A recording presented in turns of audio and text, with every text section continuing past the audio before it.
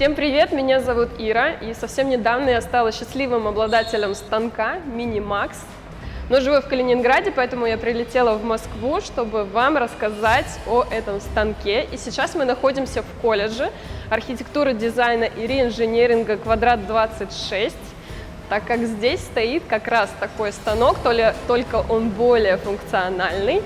И сейчас мы с вами разберемся во всех его фишечках и кое-что сделаем.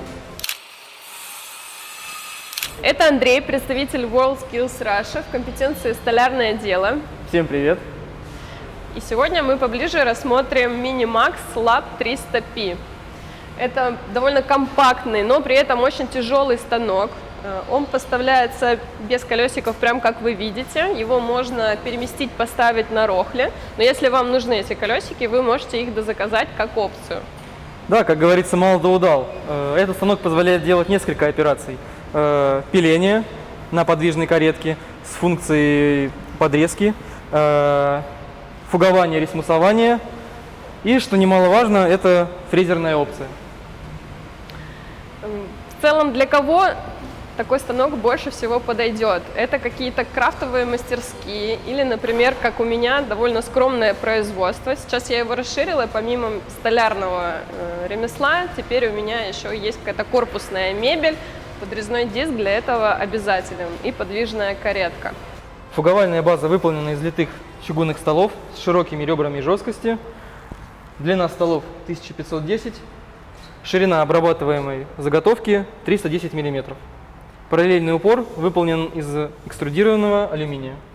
И вот касаемо откидных столов, так как они чугунные, они массивные, и для комбинированных станков это всегда такой компромисс, чтобы было комфортно раскладывать и собирать станок. Здесь это как раз такой оптимальный вариант. Давай уберем упор и покажем, как раскладываются столы.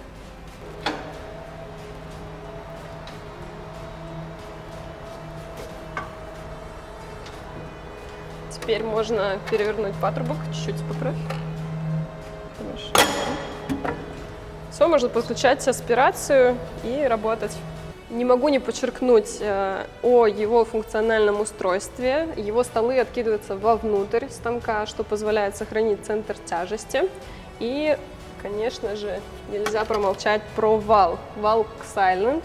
В народе называют кукуруза, когда маленькие ножи находятся по спирали на валу.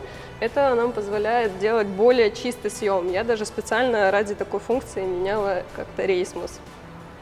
Еще очень хочется сказать о том, что на этом станке стоит несколько двигателей. И когда используются разные функции, каждый вал двигается отдельно. Вот это вот ключевая проблема многофункциональных станков, что вы его заводите, и у вас работает вообще все. Это энергопотребление, мы знаем, небезопасно. Здесь вот прекрасно эта проблема решена. Незаменимой частью пильного узла является линейка параллельных резов. Она имеет широкую опорную базу. Есть возможность регулировки поворота углов. Также она применяется не только в пильном узле, но еще и в фуговальном. Ну, это, кстати, он довольно надежно и жестко стоит, что является редкостью обычно для таких упоров. Под рабочим столом у нас располагается тумблер, который переключает напряжение на двигатели. Кстати, здесь 3 двигателя, по 5 киловатт каждый. Фрезер, пила, рейсмус-фуганок. И вот, кстати, хочется упомянуть о безопасности. Станок вам не даст включить одновременно несколько двигателей. Это вот огромный плюс. Также здесь есть единый маховик. Здесь у нас регулировка наклона пильного диска. А здесь у нас регулировка высоты пиления. По часовой стрелке подъем диска, против часовой стрелки опускание диска. Ну и также регулировка подрезного диска, его положению относительно основного пильного диска и высота. Первое, с чего стоит начать, это установить пильный диск. Он уже у нас стоит, причем это делается легко. Отодвигается защита. Здесь есть техническое отверстие, в котором вставляется вот такой стопорной штифт. Вал фиксируется, и вы спокойно ключом снимаете или ставите диск.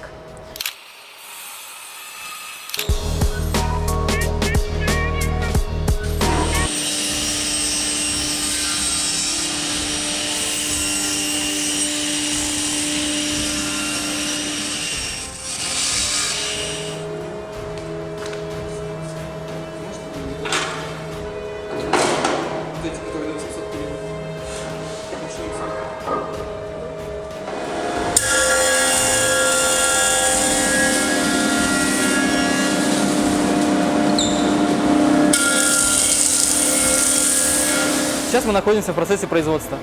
Вы слышите, как работает вал? Нет, а он работает. Также хочется отметить высокую точность параллельного упора. Даже при перенастройке с одного угла на другой мы также сохраняем высокую точность обработки.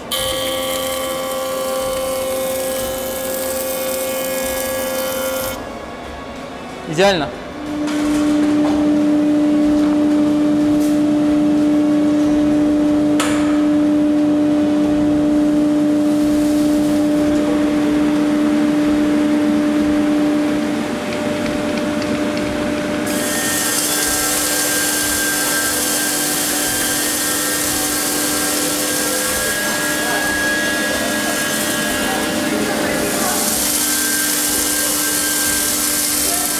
Поподробнее хочется обсудить сам вал Silent.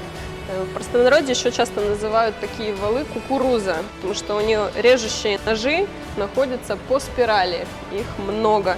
И каждый нож имеет 4 режущие кромки. Нож просто переворачивается, когда кромка затупляется. Каждый нож находится уже в профрезерованном пазу, то есть он четко спозиционирован, легко меняется. Всегда точно попадете в нужное место, не нужно ничего настраивать. Еще валец заслуживает внимания. Валец, выходи. Валя. Также валец имеет насечки по геликоиде. То есть также спирально профрезерован.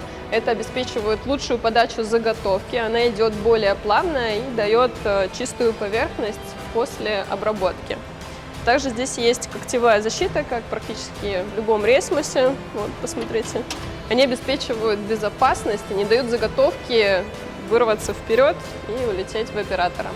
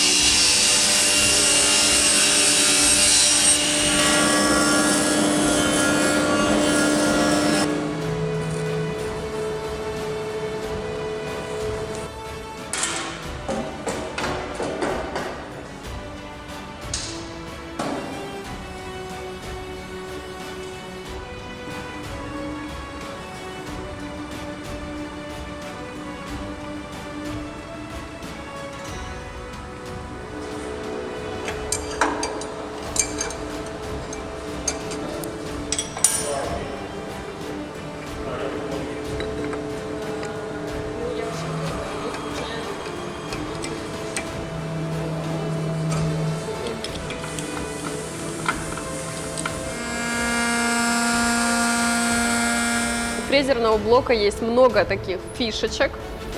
Ну, во-первых, там выполнена чугунная чаша под фрезой, хорошо выводится стружка, и у нас сам двигатель остается незатронутой разной пылью и частичками оставшимися. Работать с подвижной кареткой в торцевых каких-то моментах, например, как сейчас, вот мы выбирали паз в торце, получается за пару проходов супер точно за счет того, что мы эту толщину определили проставками. И мы спозиционировали четко все посередине. Все очень круто, довольно безопасно, несмотря на сложную операцию. Также еще есть тут такие фишки. Обратные щечки вот в упоре можно развернуть к фрезе и в них поставить любой материал, какую-то часть. Потом уже сдвинуть упор так, чтобы фреза пробила отверстие, и мы таким образом обезопасим себя от остального тела фрезы. Это будет такое хорошее решение, и плюс вам будет легко ориентироваться по высоте работы фрезы, когда вы двигаете тут упоры и ставите заготовку. Еще хочется сказать про кольца проставочные. Почти все знают, что они для того, чтобы при разном диаметре рабочей фрезы у нас не было полости вокруг нее. Здесь еще с обратной стороны есть вот такие уступы.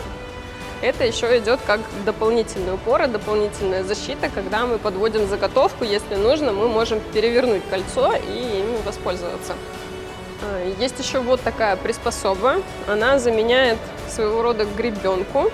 Можно как прижать ей заготовку сверху, так и с торца. Тоже очень удобно.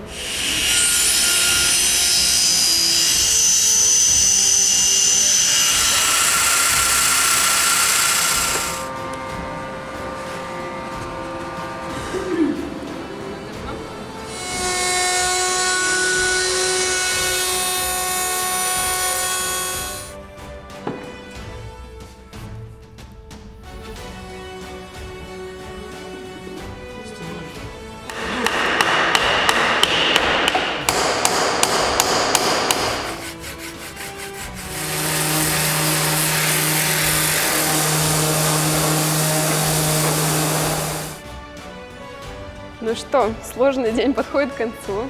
Мы сегодня сделали вот этот прекрасный табурет. Да, Андрей? Хочется поделиться эмоциями о станке. Они разносторонние. И, конечно, в целом мне станок нравится. Особенно в моем опыте каких-то простых распиловочных станков все пока пойдет по нарастающей, поэтому я не могу быть тут недовольна.